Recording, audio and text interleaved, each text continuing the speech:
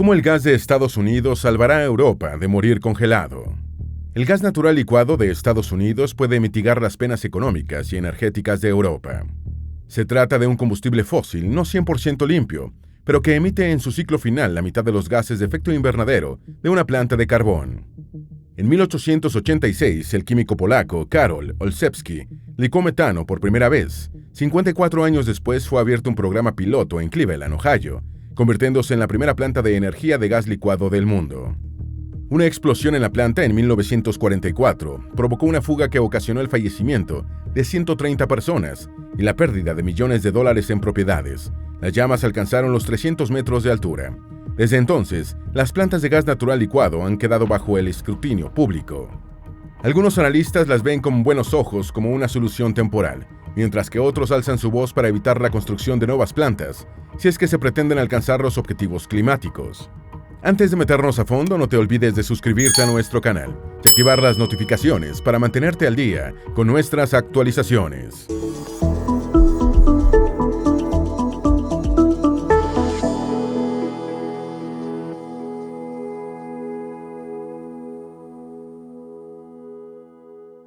Una crisis económica amenaza a Europa, pero ¿de qué tipo de crisis estamos hablando? Analistas internacionales vislumbran un lóbrego futuro en Europa. La Unión Europea salía de la crisis pospandemia, pero desde la guerra en Ucrania su crecimiento se redujo de 4% anual estimado al 2.7% anual, elevándose los índices de inflación. Los analistas estiman un crecimiento anual en 2023 de apenas 2,3%. Los altos precios de la energía dispararon la inflación y los costes energéticos. Tanto Ucrania como Rusia abastecen al mundo de un tercio del trigo y la cebada que se comercializa, pero también son grandes exportadores de metales. La paralización en las cadenas de suministro del costo energético y de las materias primas ha provocado un aumento generalizado del precio de los alimentos, mientras el poder adquisitivo disminuye.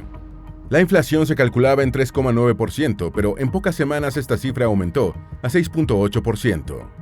La Unión Europea calcula que el crecimiento del Producto Interno Bruto de la eurozona será de apenas 2,7% en 2022.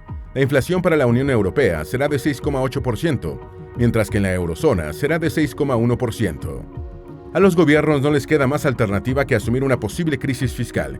La elección pasa por asumir qué tipo de crisis es menos dañina, una crisis energética o una crisis fiscal. Las estimaciones del tamaño del problema energético varían. Una evaluación calcula que el precio energético equivaldrá al 6 o al 8% del Producto Interno Bruto de Europa. Una alternativa eficaz sería dejar que los precios de la energía suban de forma libre, sin intervención estatal. Esto permitiría que el sector privado se regule de forma natural. Se traduce en un aumento de los costos de fabricación, de las facturas de calefacción doméstica y menos ingresos para gastar en otros bienes y servicios. Es similar a la crisis de precios de la energía de 1979 y la recesión posterior, que suele ser más grave que los aumentos de precios iniciales. A medida que algunos sectores comienzan a contraerse, arrastran a otros sectores con ellos. Se prevé que los precios de los activos se derrumbarán de un momento a otro, perjudicando a la inversión y al consumo.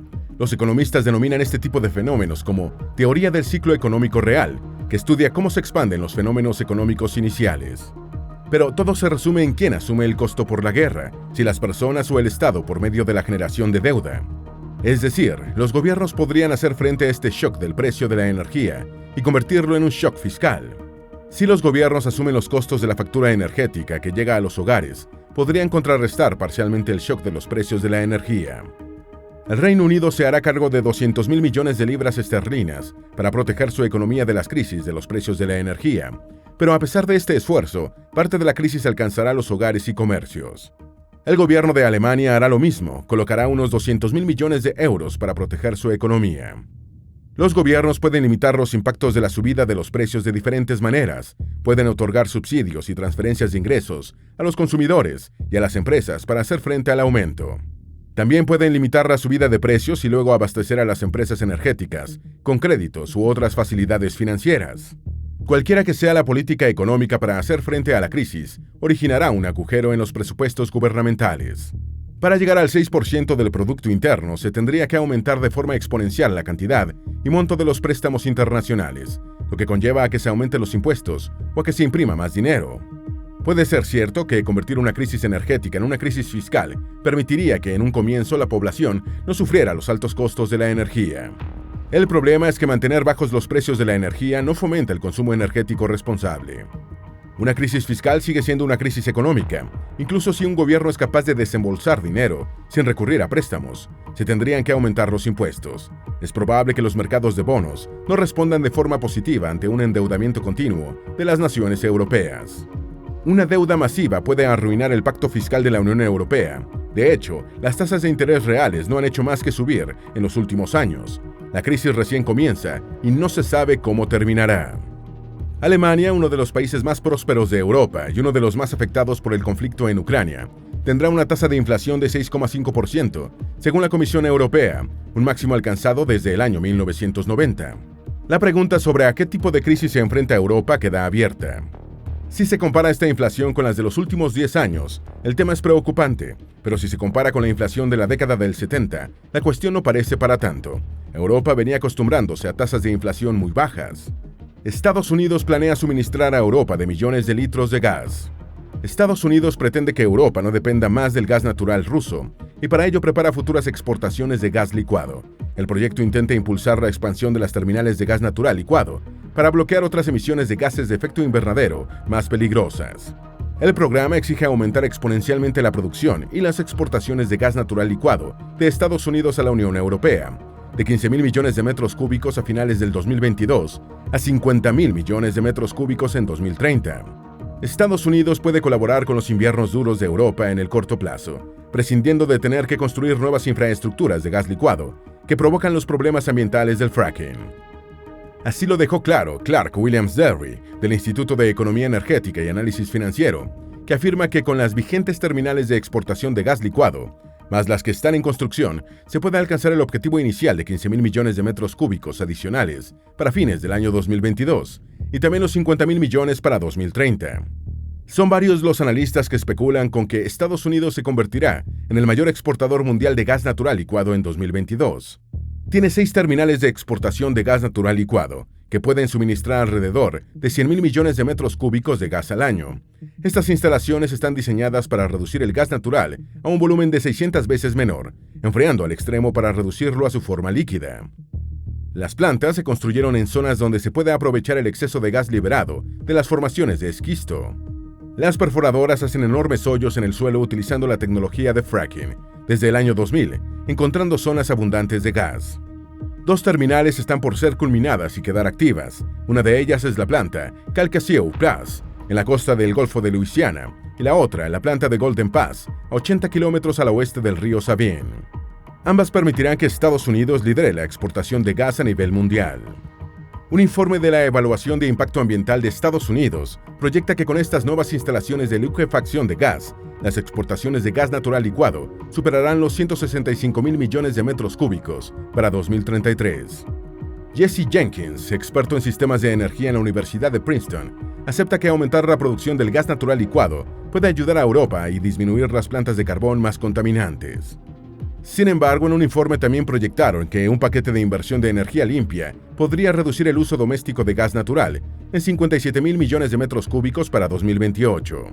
Las voces en contra del proyecto. El aumento de producción del gas licuado es por el momento una medida provisional para colaborar con la crisis energética de Europa. Una vez superados los obstáculos, el siguiente paso es impulsar la generación de energía renovable y hacer que los edificios e industrias europeas sean más eficientes energéticamente. Especialistas indican que un mayor apoyo a las infraestructuras de gas natural licuado podría bloquear emisiones, ya que reemplazarían las plantas de carbón y las nucleares. El Departamento de Energía de Estados Unidos señaló que se pueden cerrar plantas nucleares y de carbón, utilizando en su lugar plantas de gas natural licuado. El gas natural fue el responsable del 34% de la generación de electricidad de Estados Unidos en 2016. El gas natural es el combustible fósil más limpio. Es una forma imperfecta del carbón. No tiene color ni olor. El problema es que está hecho en un 70% y hasta un 90% de gas metano, etano, propano, butano y pentano. El gas licuado es menos contaminante. El gas natural es un combustible fósil, como lo es también el carbón y el petróleo. No es una fuente renovable ni tampoco sostenible, ya que un informe de British Petroleum advirtió que las reservas de gas natural durarán solo otros 55 años. El gas natural licuado no es una fuente limpia, solo es la mitad de contaminante que una planta de carbón. Cuando se quema el gas natural se produce la mitad de las emisiones de efecto invernadero que produce una planta de carbón. Reemplazar una central de carbón por una de gas puede ser una solución parcial para disminuir los gases de efecto invernadero, pero aumentar el número de centrales en el mundo dejarían esta ventaja en el pasado. El gas natural es metano, uno de los gases de efecto invernadero que más retiene el calor, y la explotación del gas puede originar fugas de metano, sobre todo cuando se utilizan las técnicas del fracking.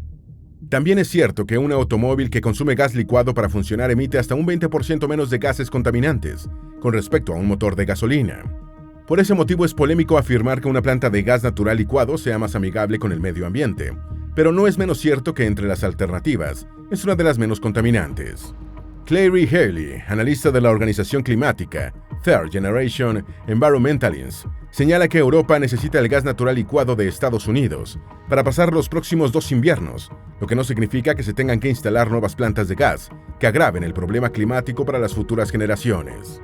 Haley señala que se convertiría en una crisis energética de corto plazo en un gran problema de largo plazo. Se afectaría a los productores estadounidenses de petróleo y gas, porque tendrían que cerrar sus plantas. En lugar de impulsar el suministro con la construcción de plantas de gas licuado, que se convertirán en activos baratos, deberían centrarse en la eficiencia energética y otras formas de reducir la demanda de gas. ¿Cómo funciona el gas licuado a presión? Para la extracción del gas natural se utilizan técnicas de perforación por rotación directa. El gas natural es un hidrocarburo compuesto por metano y otros gases ligeros. Se produce de forma natural mediante los efectos del calor, más los procesos de presión sobre la materia orgánica bajo el suelo. Puede estar contenido tanto en materia vegetal como animal, que viene descomponiéndose por millones de años. El gas natural se extrae de yacimientos exclusivos o de explotaciones de petróleo y carbón. La extracción es muy contaminante con el entorno si se utiliza la técnica del fracking, también llamada fractura hidráulica. Existen enormes reservas de gas natural en Oriente Medio, en particular en Irán y Qatar, pero también se hallan fuentes importantes en Asia Central, Rusia y Turkmenistán. La mayoría del gas que se extrae de esta zona se licúa para ser transportado a los lugares de consumo. Se está investigando un gas natural renovable, también llamado biogás, que no proviene de yacimientos fósiles. Para su extracción son tratadas las bacterias de los residuos orgánicos, como estiércol, vertederos o lodos de las depuradoras de agua, pero esta tecnología no es aún de gran escala. Una vez extraído, el gas es depurado, se les quitan los restos de agua, dióxido de carbono y azufre. Las impurezas se filtran con un solvente a base de agua que absorbe el dióxido de carbono y sulfuro de hidrógeno. También se le quita al gas natural el agua, el propano, el butano y el mercurio. Estos gases quedan mezclados con metano puro y algo de etano para luego ser enviados a los intercambiadores de calor. Una vez purificado y transportado, el gas natural se quema para producir gas presurizado que hace girar las turbinas que alimentan los generadores. Un sistema de recuperación captura el calor de escape de la turbina y lo envía a través del mismo sistema para reciclar parte de la energía perdida. El estado gaseoso es uno de los estados de la materia más inestables, en el que los átomos se dispersan fácilmente. Este comportamiento provoca que el gas natural sea costoso y difícil de almacenar en grandes cantidades. Por ese motivo se convierte el gas en líquido. El almacenamiento y transporte de gas natural licuado es más seguro que en el pasado. Una vez que el gas natural está completamente procesado y purificado, se convierte en un líquido con intercambiadores de calor y refrigerantes. Los intercambiadores de calor industriales transfieren el calor de un medio más cálido a un medio más frío. Para fabricar los intercambiadores, se utilizan ventiladores, condensadores, correas, refrigerantes y tubos para transportar el gas enfriado. Los refrigerantes absorben el calor del gas natural y lo enfrían a menos de 162 grados centígrados, lo que resulta en un cambio de fase a líquido y esa contracción de volumen crucial. Finalmente, el gas se convierte en un líquido transparente e incoloro almacenado de forma segura hasta estar listo para el transporte. Cuando el gas licuado llega a su destino, el líquido se deshidrata y calienta con vaporizadores para que vuelva a estar por encima de menos 162 grados centígrados y en estado gaseoso para su consumo final. La tecnología de gas natural licuado es ideal en aquellos lugares que tienen mucho gas natural, pero que están alejados de las ciudades. Qatar, por ejemplo, aumentará su producción total de gas natural licuado de 77 millones de toneladas al año a 100 millones de toneladas para 2024. Además de Estados Unidos, otros países como Australia están instalando nuevas plantas para exportar gas licuado. Puede que no sea una solución energética perfecta, pero el gas natural licuado puede ayudarnos mientras hacemos la transición a un mundo de energía limpia y renovable. María Patsukova, asesora principal de políticas de Third Generation Environmentalism, advirtió que por más que se instalen nuevas terminales, El gas natural de Estados Unidos no podrá reemplazar el gran volumen que Rusia exporta a Europa, ni siquiera en 10 años. Otro informe de este grupo de expertos demuestra que se pueden lograr los objetivos de la energía limpia utilizando la electrificación para calefaccionar y en los procesos industriales, y educando a la población para un mejor manejo energético. Tan solo estas medidas podrían reducir las importaciones de gas ruso en 2/3 para el año 2025, lo que permitiría que Estados Unidos no tenga que instalar nuevas plantas de gas licuado. Sin embargo, la producción de gas natural licuado planea abastecer los suministros de Europa, a la vez que sería una prueba de ensayos real para ver la posibilidad de que estas plantas reemplacen a corto plazo las de carbón. Esperamos que este video te haya sido útil. Si tienes algo que agregar, por favor compártelo con nosotros en la sección de comentarios. Dale me gusta a este video y envíale el enlace a tus familiares y a tus mejores amigos para que también aprendan más de cómo el gas de Estados Unidos salvará a Europa de morir congelados. Si eres nuevo en nuestro canal, no olvides suscribirte. No se te olvide seguirnos en todas nuestras redes sociales, que van a estar aquí abajo en la descripción. Recuerda, la vida es mejor con la ciencia.